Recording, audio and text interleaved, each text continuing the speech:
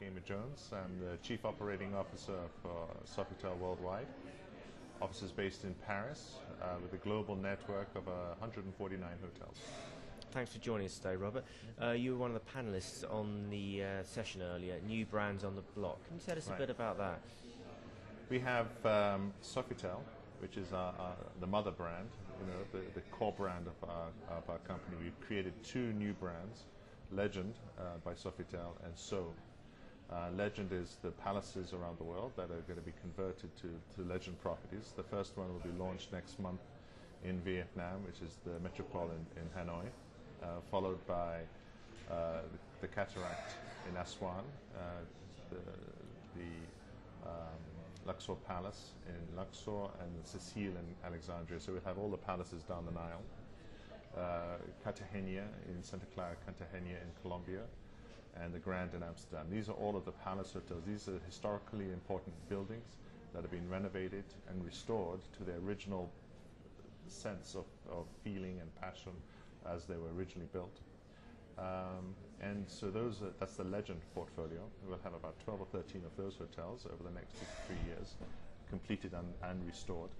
And the new brand is So by Sofitel, and so we'll have the first So will be So Paris, So Bangkok, So Kiev, with future developments of So London, So New York, So Berlin.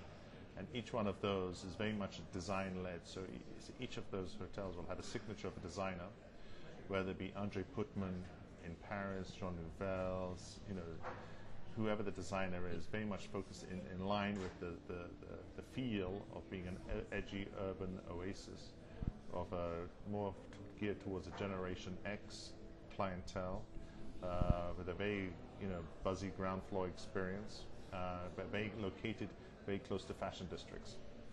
And which other, outside of the Sofitel group, which other brands excite you most and inspire you?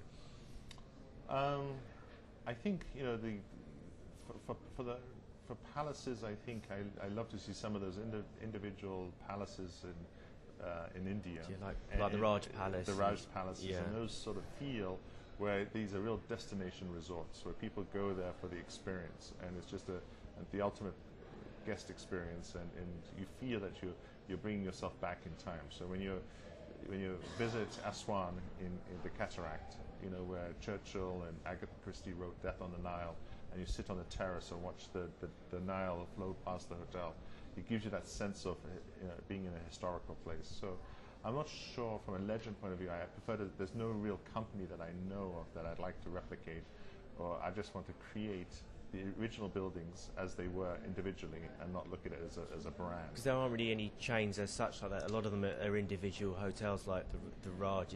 Exactly. It's not really a hotel. It's a historical experience, and it exactly. won the World Travel Award. So I don't look at it Awards. as a chain experience. So, yeah.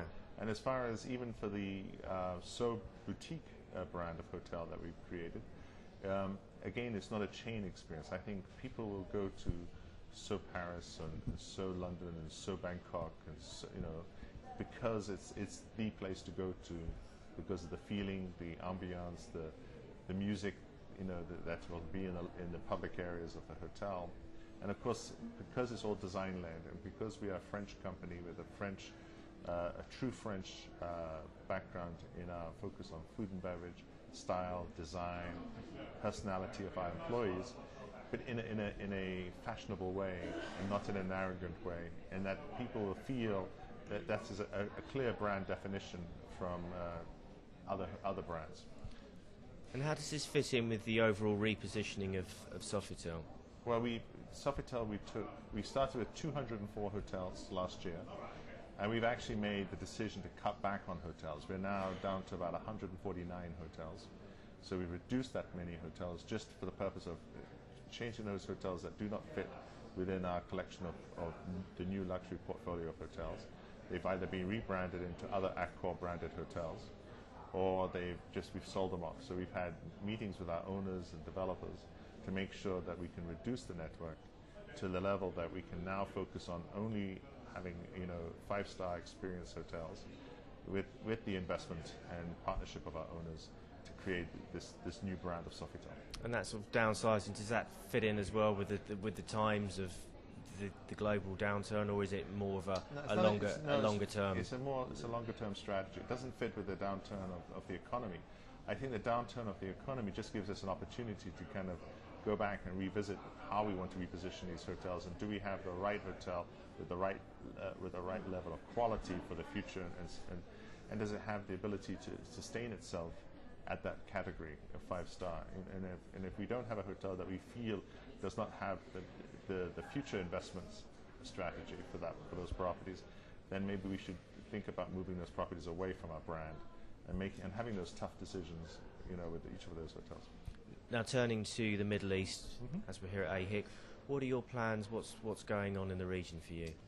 Well, this is still a very exciting region for us. We just yesterday I signed 2 contracts, and we were obviously negotiating up until the last several months on these contracts, one in Abu Dhabi and one in Dubai, and we'll be coming up with the full press announcement later on this week.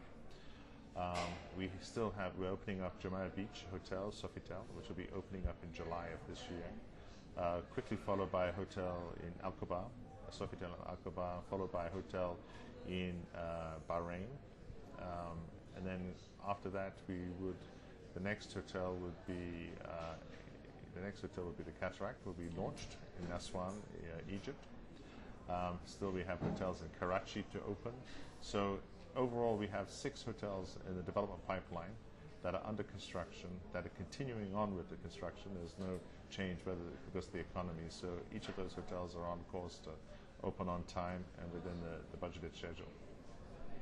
Okay, Robert, thank you very much. Good news. Good. Thank you very much for joining us on It's my pleasure. Thank you.